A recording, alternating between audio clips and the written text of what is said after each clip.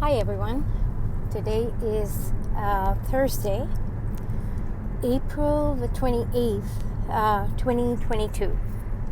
And today I'm going to talk about a little bit about currencies, like as in foreign currencies, psychology, geopolitics. And I don't usually get into this.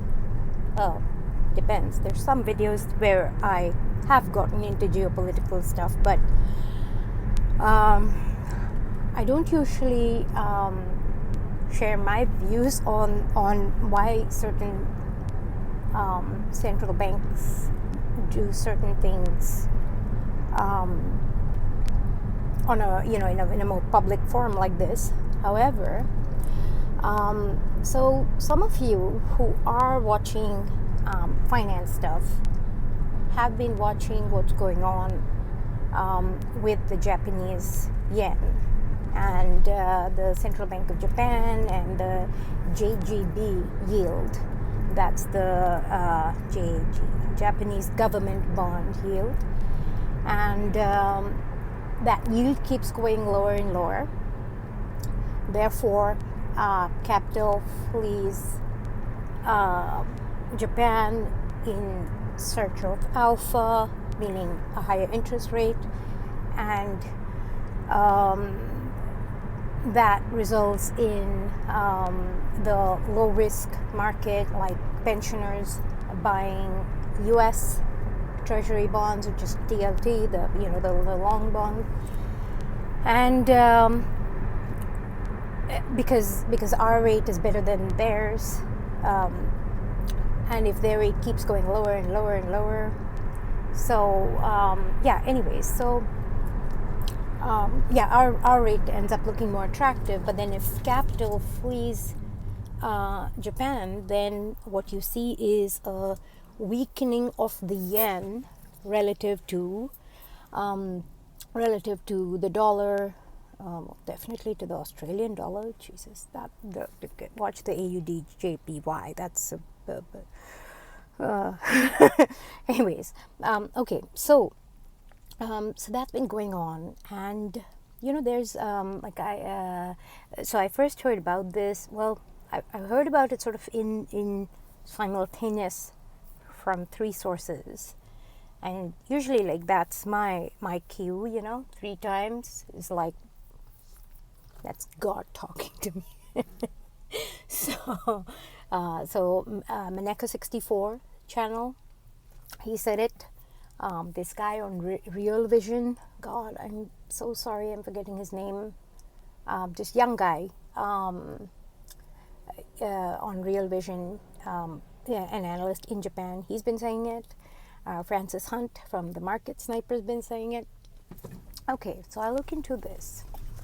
But I look into this in what sense? Not in the sense of the charts. Yes, I can see it in the charts. Yes.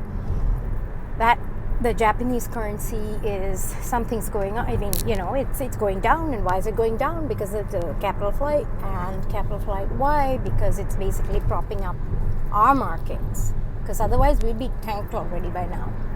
And if you want to understand why we would have tanked already, check out this thing called the modified MMRI video by now I know his name, Jack from the Nobody Special Finance channel. You'll understand then why. Anyway, so God, where was I completely lost my train of thought. So they are basically holding up our market. Okay, otherwise our market would already be gone, because as the yield goes up, the ability to have leverage on your trades goes down, and then people sell. They're losing positions because they get their margin call, and then everybody sells, and the whole cascade. But this now, what's going on is a bit of a slower cascade, thanks to Japan. So this morning I listened to a video by Maneka 64 by Mario, and he was like, why though is the Bank of Japan helping the Federal Reserve in that sense. And that's why I'm making this video, because here's the interesting thing geopolitically. Look at where Japan is located. Not in a very good neighborhood. And I don't mean not a good neighborhood as in, the whole Russian boogeyman and Chinese boogeyman. Okay, I don't like making out whole countries and whole peoples to be boogeymen. Okay, I don't like doing that. But what I mean is that with where they are located and how small they are, and to the northwest of them they have Russia, and to the southeast and west, all over the place they have China. They are not necessarily surrounded, but sort of.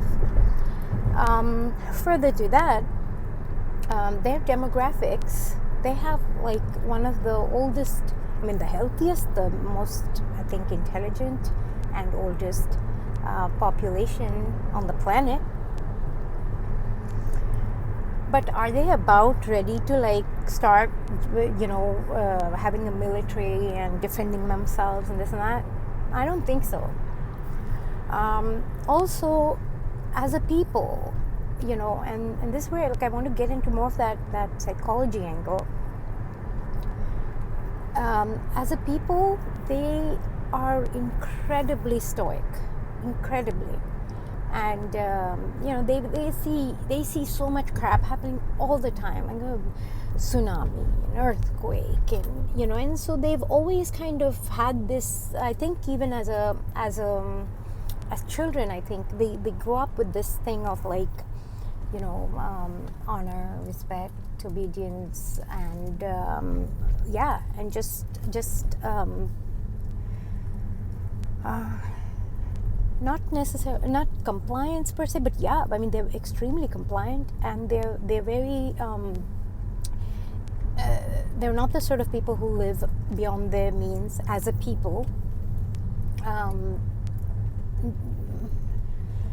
From a DSM, that's the Diagnostic and Statistical Manual of Mental Disorders. From a DSM perspective, you might say, well, they're not depressed actually. They're very not flat affect even, because they're just very stoic. They don't. But you know what? Maybe you could say that they have this what you call a long-term depression type of characteristics. And it's funny. It's not funny that if somebody is depressed, but what's interesting, I think, a better choice of words, what's interesting is I've been looking at the correlation between depressed economies and depressed sort of affect in people, and in their their worldview and just their way of being. And I have noticed that over the last 10 or 12 or 14 years here in the United States, but that is almost been like a personality feature now with the Japanese. And I think it is that long-term depression type of somebody's crossing. Why is the lights on? Okay, it's almost that sort of characteristics that seem to have developed. In any case, point being that with the Japanese, if you have high inflation, they will just reduce their lifestyle, whatever. They'll actually reduce their savings rate, because I don't think they kind of go live out of their outside of their means, anyways. They do have a very minimalist sort of ethos, If any of you have ever married or know who Marie Kondo is, it's that kind of ethos generally. So, yeah. So there were the type of people, and I realize I'm making generalizations here, and I'm sure there may be some maximalist, Japanese who will say, "What are you saying? I buy everything," but by and large, as a society, as if they have actually complied with, and they're not the rebellious sort, if they have complied with what they have learned since their own upbringing, they are a people who, as if their quality of life is going to go down, well, they'll just like curtail, minimize more. Additionally, their demographics are also deflationary. So, in that sense, they are a more compliant population to, I hate saying it like this, but to manipulate into accepting central bank policy of inflation. They are a much more compliant bunch who would accept that without, like, starting a riot or something. Okay, but then you may say, well, okay, fine. So just because they comply, the people are compliant, their government is going to abuse them like this, or not their government, their central banks are going to abuse them like this. Because I would like to draw the distinction that the central bank is not the government. It's a private bank.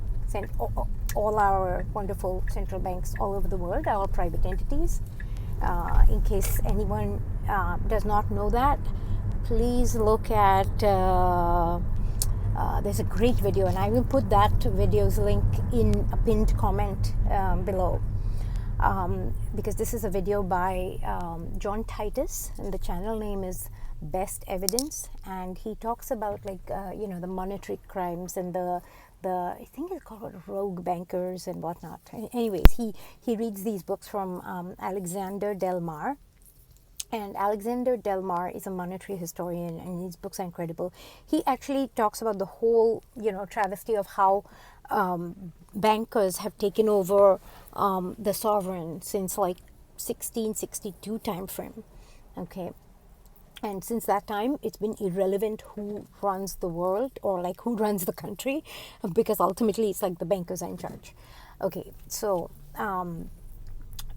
yeah, why would is that the only reason the central bankers would like choose to take advantage of people? Well, maybe I am one of those people who doesn't think that central bankers are all sociopaths. Maybe because I come from a family of bankers. So I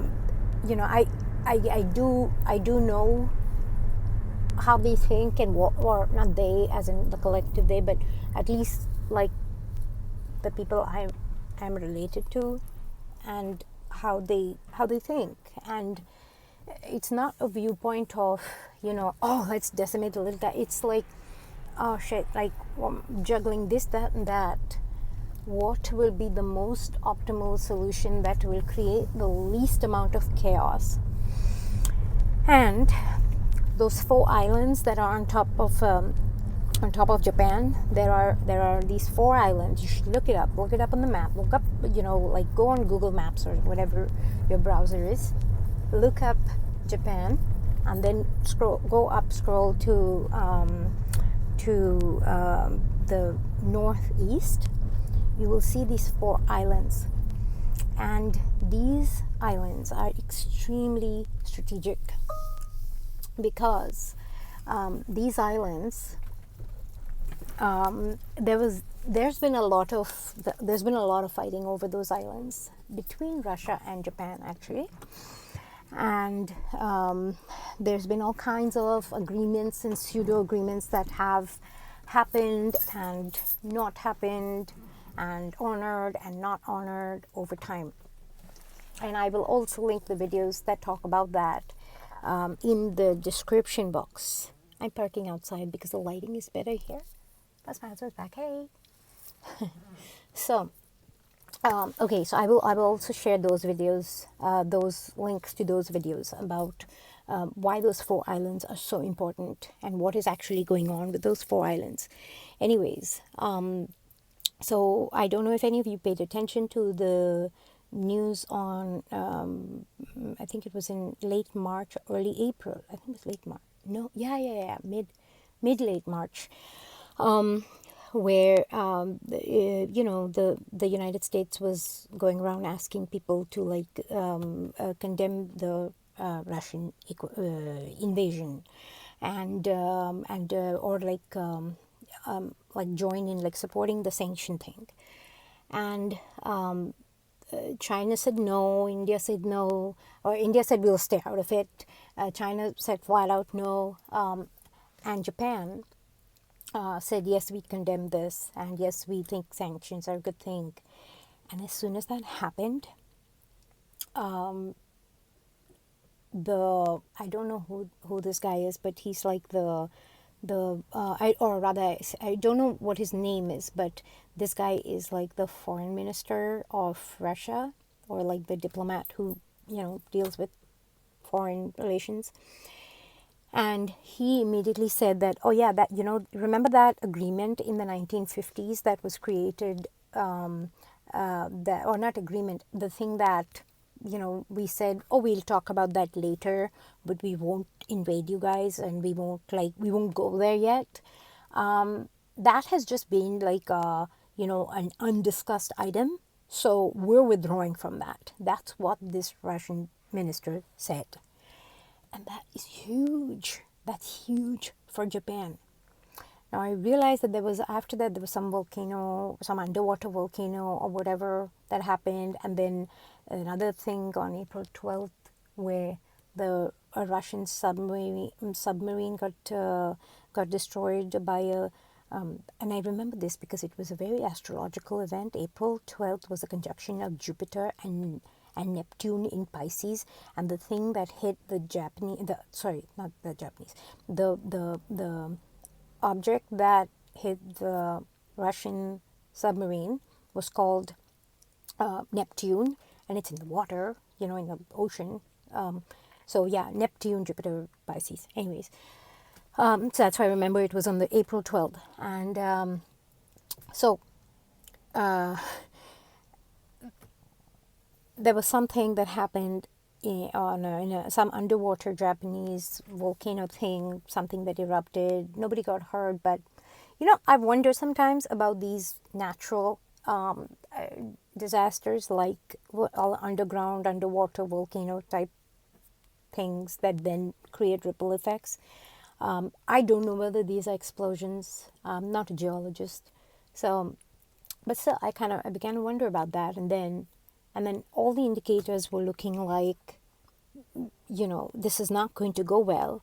We have to the Japanese, the central banks are going to stop buying our TLT, but that didn't happen.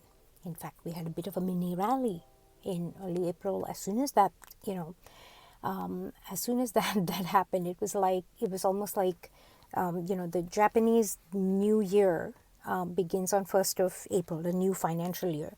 Actually, and that's the case even in India. Like it's March 31st is the end of things, or the end of the fiscal year, which is interesting, because in the pre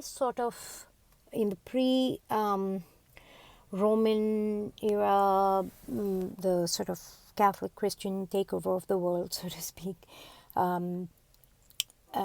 actually everything was very much linked to spring, and then things like magically changed to January. So that's why it's like Western countries are kind of Jan beginning, but this is a more April one. So anyway, so we saw that mini rally.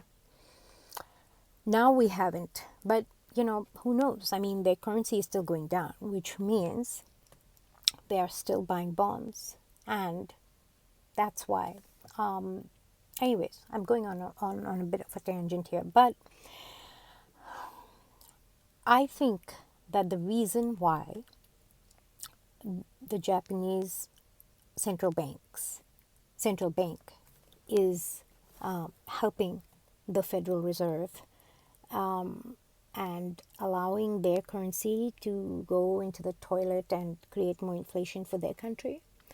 I think it's not so much out of only the fact that their people will take it.